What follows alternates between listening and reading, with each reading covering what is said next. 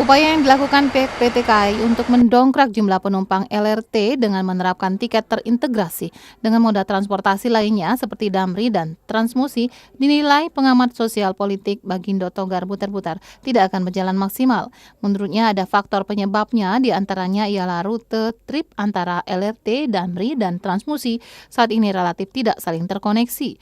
Kemudian pemakai jasa antar moda angkutan tersebut sangat jelas berbeda secara karakteristik juga keberadaannya.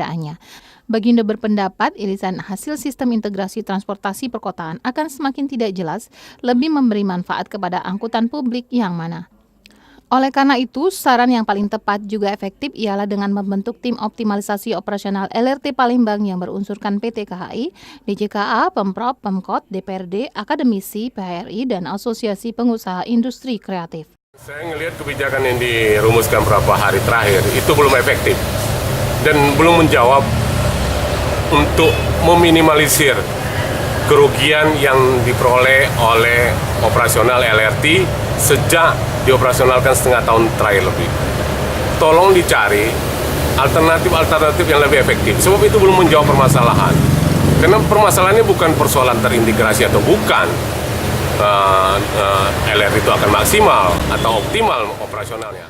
LRT kereta api ringan Palembang ini mulai beroperasi sebelum Asian Games 2018 lalu berlangsung, namun jumlah penumpangnya terus tergerus pasca perhelatan event olahraga tersebut. Tim Liputan TVRI Sumsel melaporkan.